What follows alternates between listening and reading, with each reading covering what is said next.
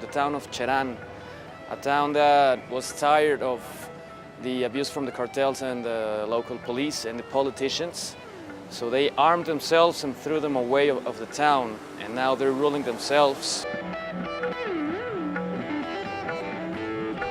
This is a very interesting story that captivates the minds of many people, and I think dissolves this notion that there would be total chaos if there was no government.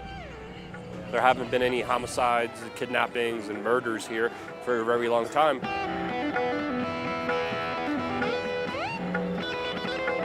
The government was really ruining the environment. They were doing a lot of logging that was just destroying the area. There was a lot of murders, a lot of extortion, a lot of kidnapping here. This area has been actually anarchist now for about 10 years. When the uprising movement was taking place, there was a member of the uprising that was receiving any cartel member that was getting inside of the town. He was receiving them with sniper gunshots to repel them right from this same spot. We just lived under fear.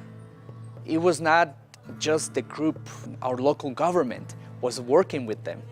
We couldn't go out of town. We were besieged inside of the community.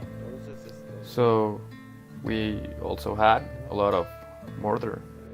So it really hurts to remember those times. Me duele, ¿no? Recordar esta etapa. Nobody had done anything, so that day a group of women started this whole thing. They stood up against a convoy. The women were the head in stopping the loggers, the ones that were harming all of our Puripicha plateau. And men, women, and children got together. We didn't have any weapons to defend ourselves, but in any way we could, with sticks, machetes, and even rocks. That's how we could stop the loggers that harmed us so much. We went out with machetes, low caliber guns, a couple of 22s. That's all we had in that moment. And well, it was hard acquiring the proper tools. And thank God everything is more peaceful over here. All the community got together and they started kicking all the bad people here in Cheran. And they didn't let nobody come in here no more. What we can see over here are the cars of the criminal loggers. The people during the uprising, they stopped the loggers, took them out of the cars, and then in their anger, they were beating the cars with machetes and sticks and whatever they had in their hands. And in their anger, they also burned them.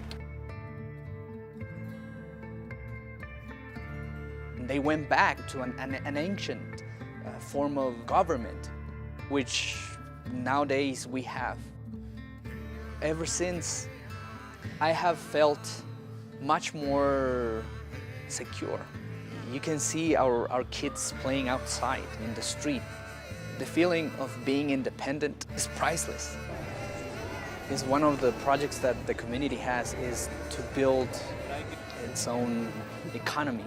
I guess one of the alternatives would be, cryptocurrency.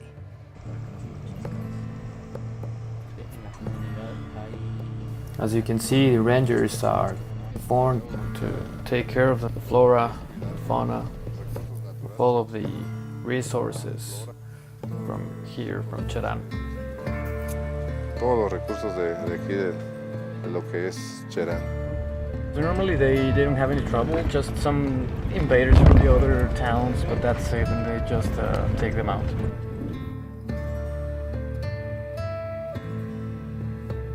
The surrounding communities know Cheran as a witchcraft town.